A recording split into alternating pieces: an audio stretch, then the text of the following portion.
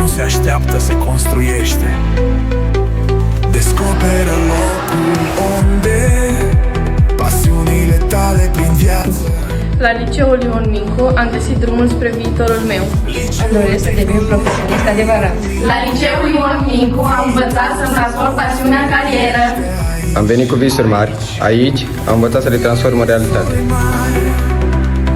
Aici învățăm să le transformăm în realitate. La liceul Ion Mincu am învățat să transform pasiunea în carieră.